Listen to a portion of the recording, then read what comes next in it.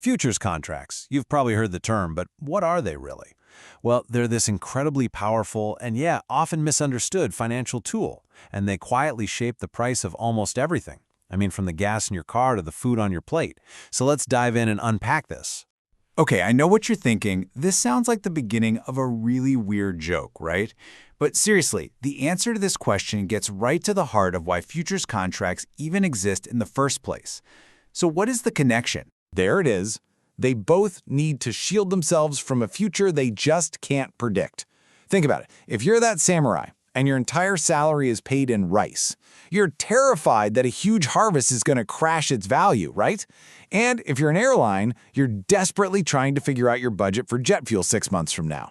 It's the exact same problem, just centuries apart. How on earth do you deal with wild, unpredictable price swings? And the solution to this age-old problem, which was developed centuries ago and has been tweaked ever since, is basically a special kind of promise. It's a promise to lock in a price today for something that you know you're going to need tomorrow. So here's the textbook definition, but let's make it simple. At its core, a futures contract is just a standardized legal agreement to buy or sell something at a price you decide on today for a delivery date way out in the future. The key words to latch onto here are standardized, predetermined price, and specific date.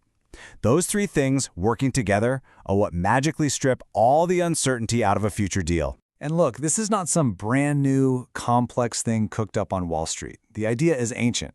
It literally started with samurai in Japan back in the 1600s trying to lock in the value of their rice stipends. Then, in the 1860s, it got formalized for American grain farmers at the Chicago Board of Trade. And then, bam, in 1972, it just exploded into the financial world, moving way beyond physical stuff to cover everything from currencies to interest rates. All right, so now we get the what and the why. But what about the how? How does this massive, modern futures machine actually work? I mean, how does it handle trillions of dollars in value every single day without just collapsing? The very first thing you have to understand is margin. And let me be clear, because this trips everyone up. The margin in futures is not a down payment. It's not like putting 20% down on a house. A much better way to think of it is as a good faith deposit. It's like a performance bond you have to post just to show everyone, hey, I'm good for it if this trade goes against me. And this right here, this shows you the mind-blowing power of leverage in this world. For just $2,550, that's the initial margin, you can control over $32,000 worth of crude oil. That kind of capital efficiency is exactly what makes futures so appealing. But as you can probably guess, it's also what makes them incredibly risky. Right. But the market isn't stupid. The people who built this system knew that this much power, this much leverage, could be absolutely catastrophic if you don't keep it in check. So they built in this really clever safety mechanism, a kind of daily reset button. It's called mark-to-market. And the concept is actually pretty simple, but it's incredibly powerful. It all boils down to this. Losers pay the winners every single day. So here's how it works. At the end of the trading day, the exchange sets an official settlement price. Then, every open contract out there is revalued against that price. Your account gets credited if you won, or debited if you lost. The money moves that day. This simple process is what stops losses from just spiraling out of control and keeps the whole system from blowing up. So you might be asking, who guarantees all this? What if the person on the other side of my trade just doesn't pay up? Well, that's where the hero of this story comes in, the clearinghouse. Think of it as the ultimate middleman. It's a neutral third party that steps into the middle of every single trade. It literally becomes the buyer to every seller and the seller to every buyer. What that means is it guarantees you'll get paid, even if the other person defaults. This one idea completely eliminates what's called counterparty risk. And honestly, it was a game-changing innovation. Okay, so we've seen how the machine works. Now let's talk about the people running it. There are really two main types of players in this game, and what's fascinating is they come to the market with completely opposite goals, but they absolutely need each other to survive. So on one side, you've got the hedgers. These are your farmers, your oil producers, your airlines. Their number one goal is to get rid of risk. They want certainty. They need to lock in a price so they can sleep at night. Then, on the other side, you have the speculators.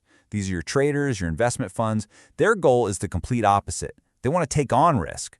They're betting they can outsmart the market and profit from price moves.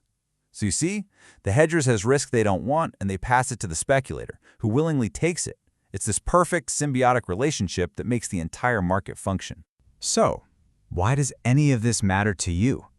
Who cares about this complex dance between people trying to avoid risk and people trying to find it? Well, we should care, because it has a huge, and I mean huge, impact on the global economy and, yeah, our daily lives. Yeah, this isn't just about corn and oil anymore, not by a long shot. Today's futures markets cover a mind-boggling range of things. You can trade contracts on entire stock market indexes like the S&P 500. You can bet on the direction of interest rates. You can trade currencies like the dollar versus the euro, metals, energy. You can even trade something as abstract as fear itself.